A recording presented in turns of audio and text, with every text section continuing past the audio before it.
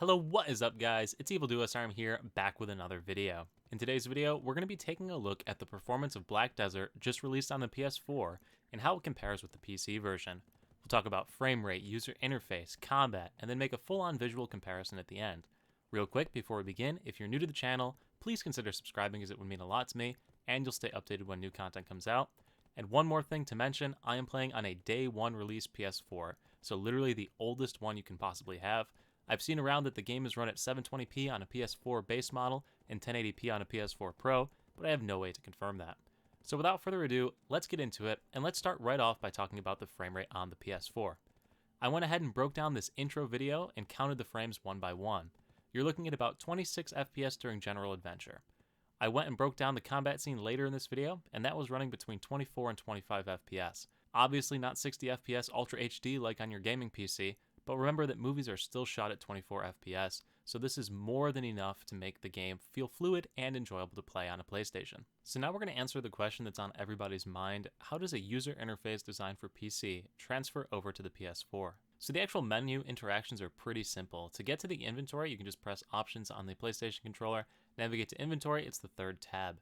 Everything has a tooltip on it that gives you a general idea of what it does. Navigation is most easily done with the D-pad, and you can press square on anything to see what it does, where it goes with, gives you a little tooltip explaining it, so pretty convenient for handling all of that. Changing equipment is easy, just navigate up to it, switch it on, and switch it off, so no difficulty there. You also have your Pearl inventory, your information about your character that shows all of your stat bonuses that you have on PC, as well as your mounts inventory, all available by pressing the L1 or R1 buttons across the top. So pretty easy to navigate the menus as far as inventory management goes. I was actually rather surprised about that. So beyond pressing the options key and navigating to all the different options that you see right here as far as the menu goes, like your inventory, your world map, all of that can be accessed via a hotkey on the controller. If you press up on the D-pad, it's going to open up this little selector ring here, and you can pick things like the world map, the Pearl shop, your inventory, your profile, all sorts of different things. So let's look at the world map first and go ahead and select that. The world map is pretty easy to navigate with. You use the analog sticks to move around, they adjust the camera.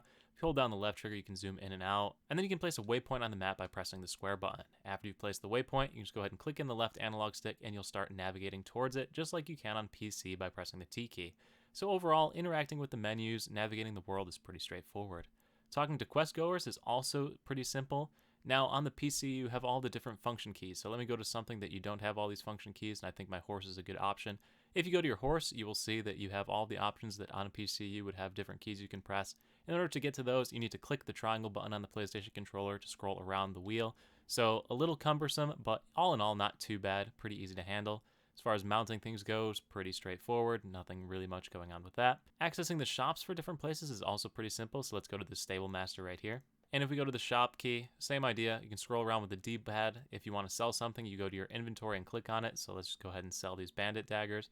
Clicked all to sell them all, triangle to confirm, boom. Really straightforward.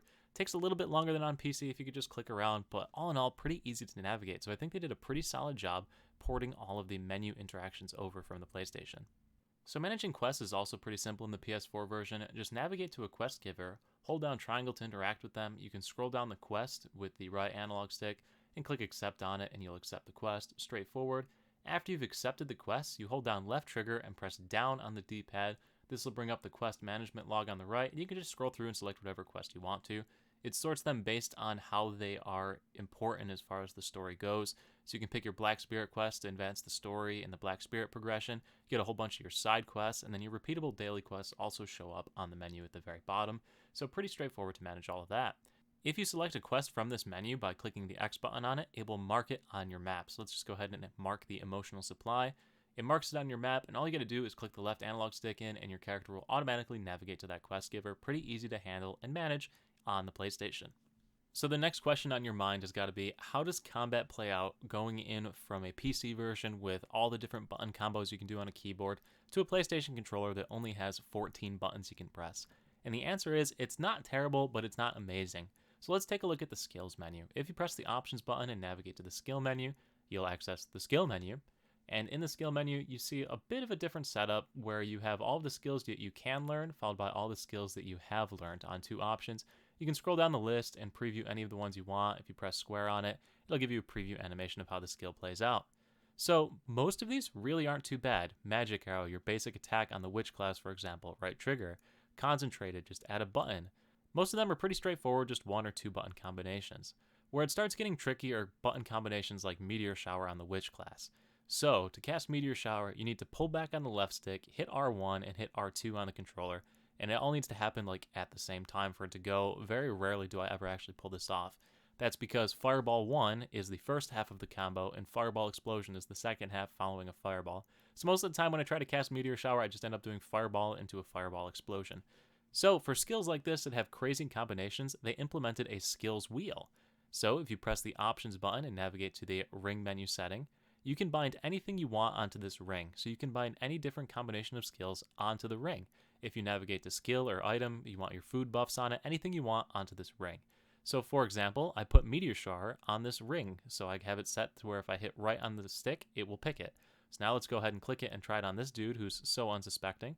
Click it to open up the menu, flick the stick to select it, and I cast Meteor Shower instead of having to hit all the different buttons. So much easier method for casting these spells. It's a nice little addition that was added in, and yeah.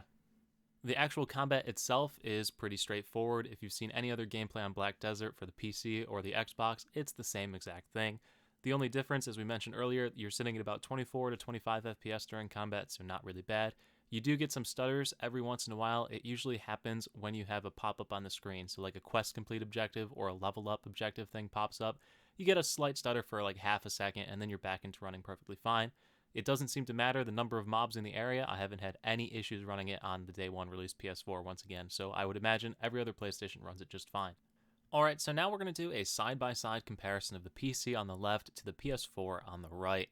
So the first thing you're going to notice immediately is the lighting and texture qualities on the PC are a lot better. And as we make our way into Cephalon, you're going to notice even more with the lighting and textures. You can see on the ground the texture is different. There's the puddle illusion going on. And now that we make our way down this bend, you're going to see that there is definitely a stark loading difference here. You have a lot more rendering time on the PS4 compared to the PC. So the easiest example of this is underneath this bridge here. You can see all the protester loaded in immediately on the PC version, but the PS4, they still haven't come in. I do want to point out that this is on the remastered graphics setting on the PC. So one step below the graphics setting that it says literally do not play at this graphics setting, it's too high. So we went to the next possible highest option to show this off.